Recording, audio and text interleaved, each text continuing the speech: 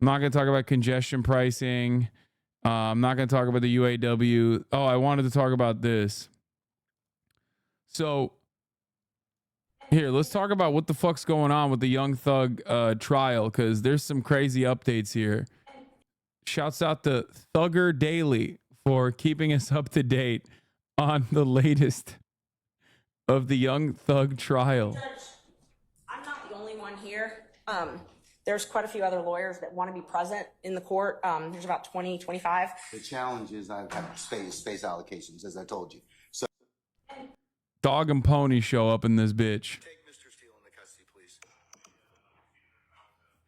Every attorney with a pulse and access to Twitter, including me, has been losing their damn minds over what happened yesterday at Young Thug's trial. The fact that he threw him in contempt is the least of this judge's problems, which is kind of crazy because that was also insane. There have been no clear explanations for people who aren't attorneys online for why exactly what happened yesterday is grounds alone for this entire thing to be a mistrial. Why the judge is corrupt as hell, the prosecution's colluding, everyone is up in arms, but I'm gonna explain it to you now, okay? Amazing. This is Young Thug. His real name is Jeffrey Lamar Williams. He was arrested in November 2022, along with a bunch of other people on a slew of RICO charges, drug, gun, and gang-related charges. The prosecution's case is based on this theme. They're claiming that Young Thug and two other people So make sure to be careful on your sources for this trial.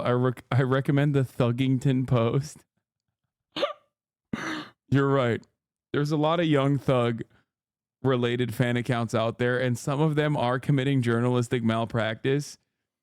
Some of them are very reliable sources in media. Thank you so much for making sure that we're only covering the non-biased, objective Young Thug fan accounts that have been dialed in on the Thugger trial. co-founded a violent criminal street gang called Young Slime Life, YSL, and that it's associated with the National Bloods gang. They're claiming that he made the YSL name popular through his songs, etc., etc. No one cares. In one of the indictments against him, they're alleging that he committed 191 acts that essentially furthered this conspiracy to RICO the house and do all this gang activity, okay? One of those acts includes, which is important, includes the allegation that Young Thug rented a silver Infiniti sedan that was used in the killing of a rival gang member named Donovan Nut Thomas. This is Kenneth Copeland, one of the star witnesses for the prosecution. He was sworn in on Friday and was supposed to, because he has to deal with the prosecution, testify in exchange for complete immunity. Okay, when that happens, you can't just plead the fifth and have your cake and eat it too. Okay, you do need to testify. And on Friday, he was pleading the fifth, okay, the whole time. So he was held in contempt over the weekend, but by Monday, he appeared to have a change of heart. During his testimony, take a short lunch break at court. After the lunch break, Brian Steele, Young Thug's attorney, stands up and is like, "We just learned something over lunch. What in the hell?" As this tweet summarizes, THUGGERDAILY. Okay, this is a reliable source. I know that she's getting it from an unbiased source. THUGGERDAILY has been covering this trial endlessly, okay? And honestly, it's great. It's basically like the Law and Order channel, but for Young Thug only. This is the Megan Cuniff of the Young Thug trial, okay? Young Thug's lawyer has evidence of coercion of witness intimidation by judge and the state. The judge wants to know how he found out, but Steele isn't ratting. The judge threatened Steele with jail. Woody also apparently admitted he's the one who killed Nut. Corruption. Brian Steele stands up and says, "Hi, Judge Glanville. I learned over the lunch break from someone that there was an ex parte meeting," and I'll teach you what that means, okay, "between you, the judge, the prosecutor, the sworn witness, and the witness's attorney, without any of the defense attorneys present or notified about it. That is not allowed." Ex parte communications are communications that a judge has with one party's attorney or party and not the other one, okay? They're seen as the biggest no-no. That's why we have it in writing. This is Georgia's Judicial Code of Conduct, okay? Ex parte communications, right? You say here, judges shall not no chance, initiate, permit, or consider ex parte communications, or consider other communications made to them outside the presence of the parties or their lawyers concerning a pending proceeding or impending matter. Doesn't that sound like this? Yes, it does, okay? Even no matter what was said in the chambers, which I'll get to, which is crazy, even if they just talked about their Jimmy John's order, all right, in chambers, still beyond not okay, and grounds for a mistrial, arguably, all right? Judge Glanville. That's right. Free my man's mistrial now. Bill did not notify any of the defense attorneys. He didn't do any of this, and he didn't invite them to the conversation. And if you want to see the OG clip here, let's watch this real quick so you can see the crime. The real crime is not one that they're accusing Young Thug of, which he definitely didn't do, but instead the collusion between the judge and the prosecutor. Well, I'm going forward. What I was told was that Mr. Copeland said, And you haven't answered my question yet. I'm not going to answer that question. You're not? No, I will not answer that question. Why will you not answer that question? Because I want to make sure that what I say is accurate, and I'm not trying to get anybody else. I'm asking you, how did you get this information? I'm not telling the court. What I'm saying is based upon information. Okay, well, listen, if you don't tell me how you got this information, then you and I are going to have some problems. We can have this. I have problems right now. Okay, I know. Look, I don't want to know about your problems. Okay, at this point in time, all I'm asking you at this point in time is, how did you come upon this information? Look, if the case gets reviewed, the record's going to be available for. This is pretty crazy. I've been following THUGGERDAILY for a minute. The DA's evidence has just been Instagram pictures and gang experts with shitty slideshows. They have nothing on them. I thought this was kind of... Bro, okay, I don't mean to be that guy, but didn't Young Thug literally rent a car that was used in the drive-by shooting of Nut, and that the car was rented with his, like, name? You know, I mean, free Thug. Like,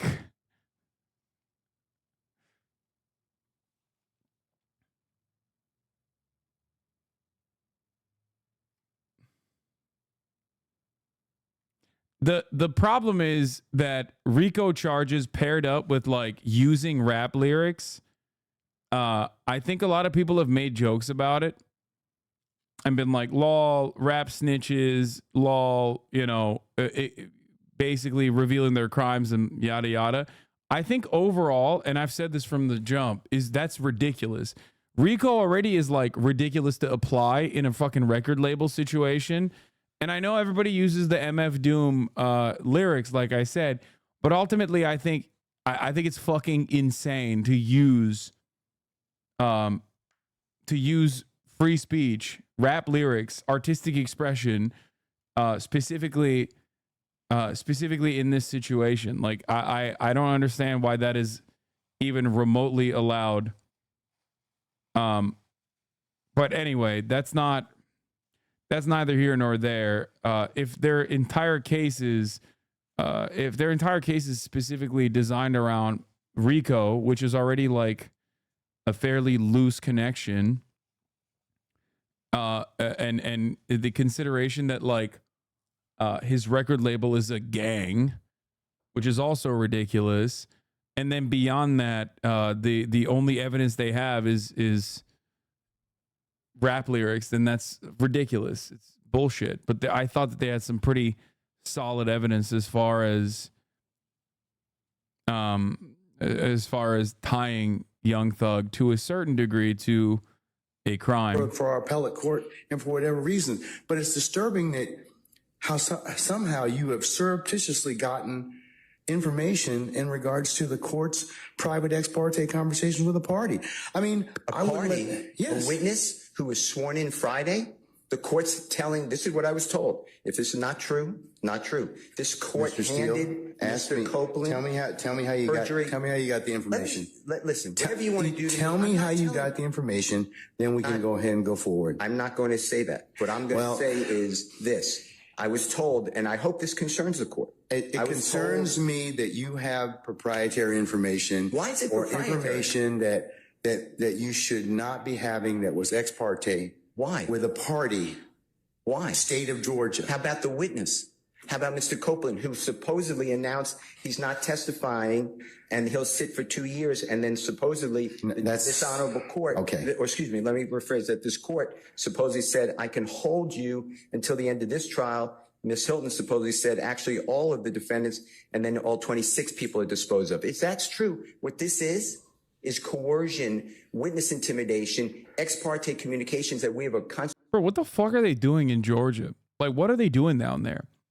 By the way, this is also Fonnie Willis. So, like, wasn't this also Fonnie Willis? Originally? It's like, what the fuck are they doing down there? What is happening?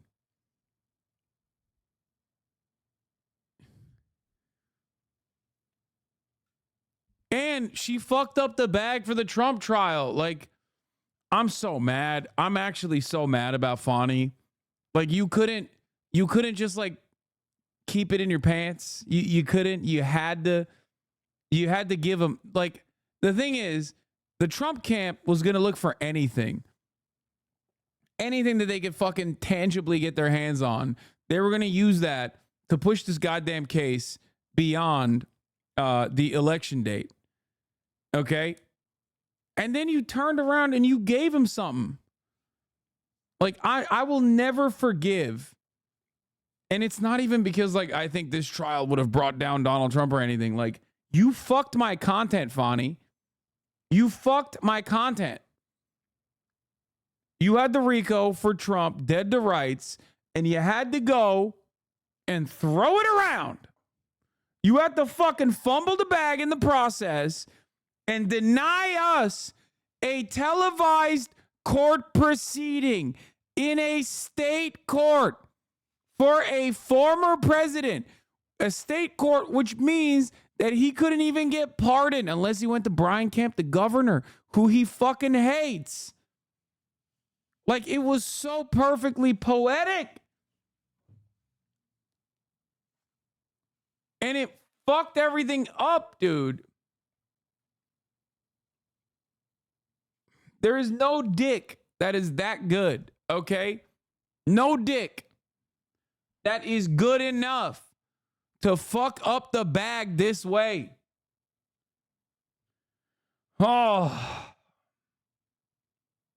Constitutional right to be present for. So I understand that you're upset towards me, but I don't know what I did. Mr. Steele, I still want to know, how did you come upon this information? Who told you? What I want to know is, why wasn't I there? Why, sir, I'm going to hold you in contempt if you don't tell me who tell me who this information was. I don't want to be held in contempt. Well, I'm not answering that question. That's attorney-client privilege information. I am not attorney-client privilege. Unless you were in my chambers, that's the only way you can figure out. I tell you what, I'm going to give you 5 minutes. If you don't tell me, if you don't tell me who it is, I'm going to put you in. There you go, dude. Young Thug's attorney, Brian Steele, has been sentenced to 10 weekends, 20 days in jail. He asked if he could serve his time with Young Thug if his appeal fails. The judge agreed. Look at my lawyer dog for to have a long-lasting friendship based on trust and mutual respect. Dude, this man is a real one, okay? Also, see, Kirko giving the nod to THUGGERDAILY, which is the most reliable Young Thug and YSL RICO court case updates page, okay? THUGGERDAILY@gmail.com. It's pretty funny. It's pretty funny because they literally, like, he's not even denying. He's just like, how did you find out that I did this? He's basically admitting to it, which is pretty funny. Anyway, let's get back to it now that you know. Because duh, if they would have been invited, they would have objected to it. They apparently had a conversation in his chambers that morning that somehow led to the witness now testifying. And Brian Steele says, and confronts the judge with, he learned that during that meeting that they weren't invited to, which is not allowed, the judge, after the witness basically says, yeah, I'm not testifying, hold me for 2 years, whatever, the judge tells him, well, I can hold you, if you don't testify, in jail for as long as I want until these other 26 defendants already have their cases tried. basically coercing, intimidating the witness to testify, the judge. And it gets worse. Apparently during that meeting, the witness confessed to being the one to murder Nut, a rival gang member who Young Thug is accused of renting a car in order to help in his murder, whatever. That is exculpatory Brady evidence, what we call it, okay? That confession is evidence that tends to prove the innocence of Young Thug in that scenario. And again, it has to be disclosed under the law. To the defense attorneys, it was not disclosed. There are layers to the corruption and tomfoolery going on here. In response, as any clearly innocent person does, judge doesn't deny that that happened. He just yells at him and says, how did you get your information? Who's your source? I'm very concerned. Throw the judge in jail. That's right. Throw him in jail and free Thug. And you haven't answered my question yet. I'm not going to answer that question.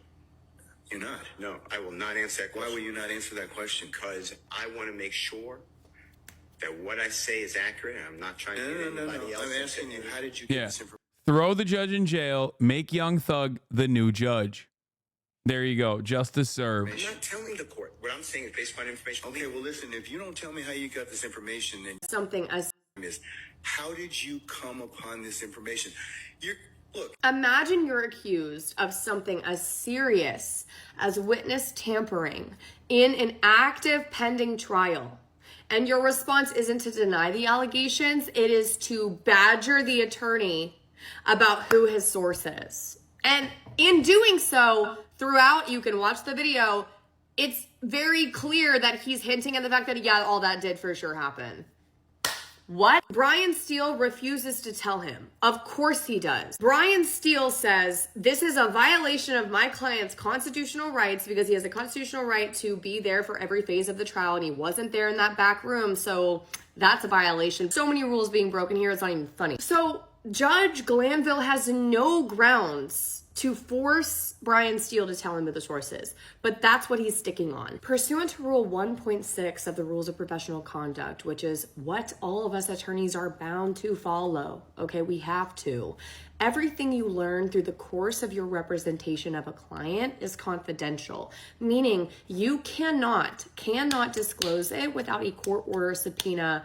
It's not a thing, okay? It's not a thing. The court cannot just say, the judge cannot just say, you tell me who your source is, and I have to tell you who the source is, pursuant to, basic ethics, but also, let's get to the root of the problem here. The source doesn't fucking matter when the information is correct. You can find all of the crazy quotes by this man, okay, during this exchange. He just keeps saying, you need to tell me, or I'm going to put you in contempt, and he's like, no, I'll let you have 5 minutes to think about it before I hold you in contempt. And he's like, I don't need 5 minutes, actually. I'm not telling you. There are two different types of contempt, civil contempt and criminal contempt. They're different, not based on, it's a criminal trial, so it must be criminal. No, it's based on the purpose of the contempt order. Civil contempt is where you are trying to coerce compliance with a court order. Criminal contempt is to punish conduct, okay, like something that happened in the courtroom. Summary, criminal contempt in that sense, but it's a crime, okay? So you are afforded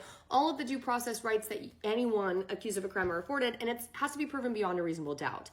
This buffoon of a judge, pardon my French, doesn't know the difference between any of the contempts, and no one apparently told him on Google when he clearly Googled it during his 5-minute break. That was 2 hours, okay? He just keeps repeating, this is criminal contempt, this is summary criminal contempt, and everyone's like, no, it is not. It's literally not, because you're saying that he can get out of jail if he tells you what the name of his source is. So that would be civil contempt because you're trying to coerce compliance with a court order, which has to be lawful in the first place. And this isn't really a court order, it's just him yelling at him about something.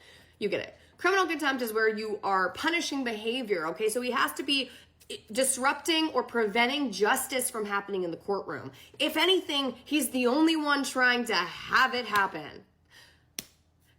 Fuck. So he is arrested, okay? Put into jail.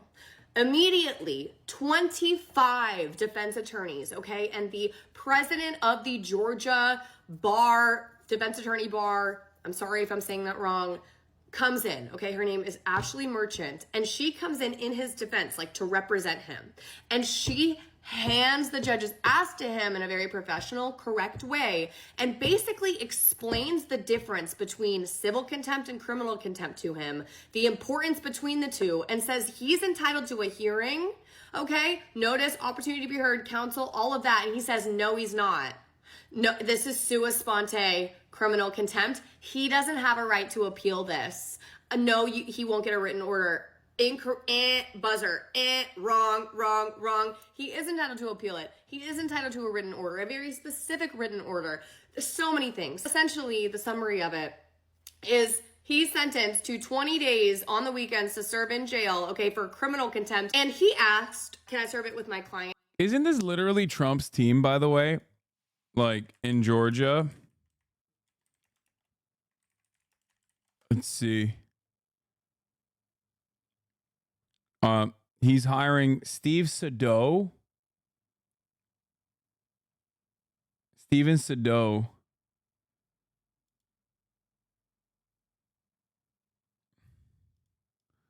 Never mind. Trump brought attorney Steven Sado to helm his defense against racketeering charges of Fulton County.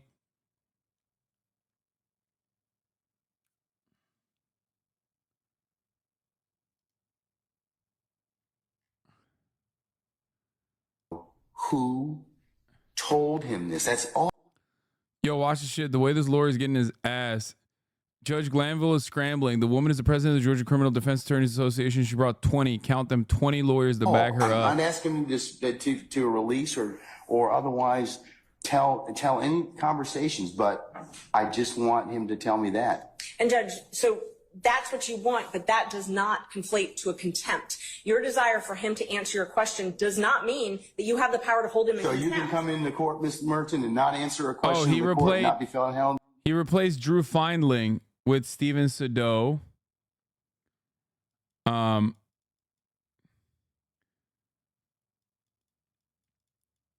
Drew Findling was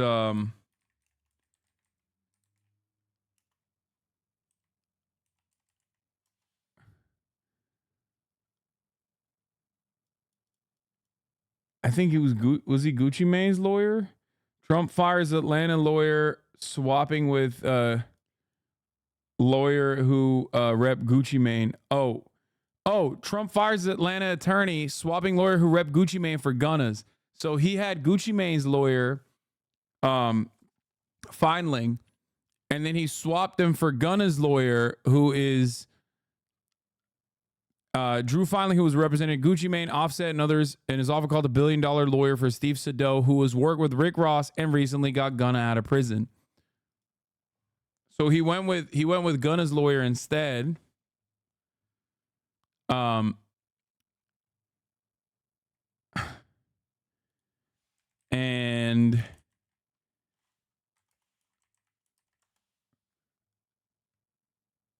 And I think, hold on. Yeah, Ashley Merchant is the head of the Defense Attorneys Guild or whatever, is the leader. The woman who's speaking on stage is the lawyer who led the effort to oust Fani Willis. She's the one who cooked Fani Willis. An Atlanta lawyer representing one of Donald J. Trump's co-defendants claimed vindication on Friday for her efforts to have Fani T. Willis, the Fulton County District Attorney, tossed off the Georgia election interference case.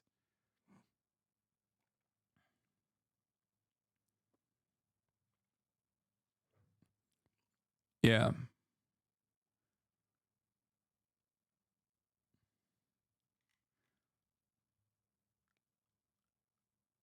So, just something to consider. Cooking this judge right now.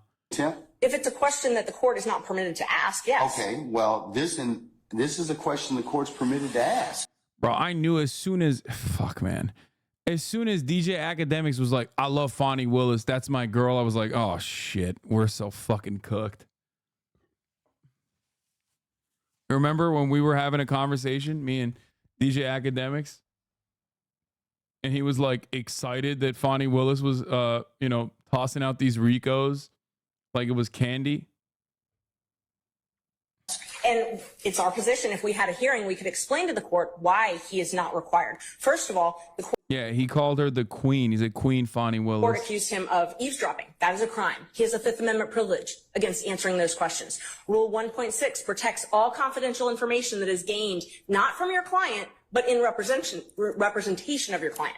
He has the ability to protect that information. But we don't even need to get there because he can't be held in contempt, and you can't threaten him with contempt for presenting a motion in good faith. He presented a motion in good faith that he believed there were ex parte communications. You are a witness to that because it's my understanding that you were part of those ex parte communications. They can't be ex parte if you weren't part of them, by nature.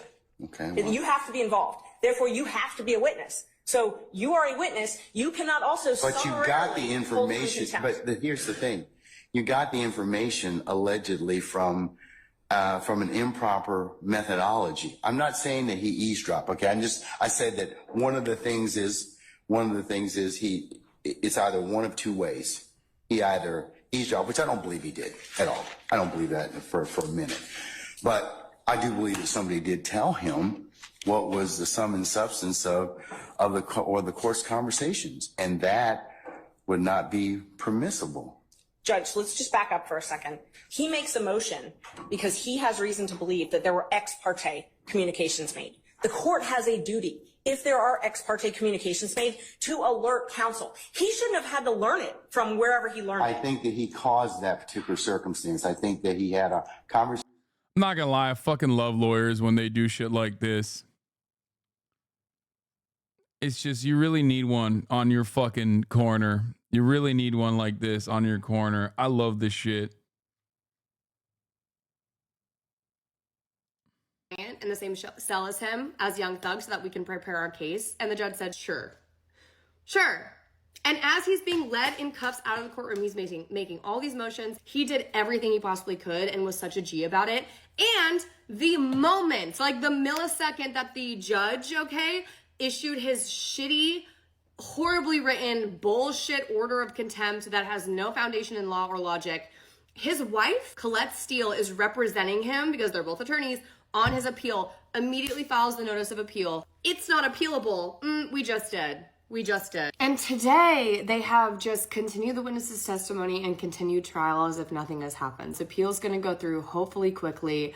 I want to fly to Georgia and shake Brian Steele's hand and all of those attorneys who pulled up to the courthouse in support of Brian Steele. They are a crew and they protect their own, and they're not going to let this shit happen to Brian Steele without a fight. I'm proud to be an attorney on this side, and I hope that Judge Glanville gets what he deserves. Defense attorneys are fucking... They're awesome. But, I mean, they're also monsters in the way that, like Jayoma or whatever, that fucking guy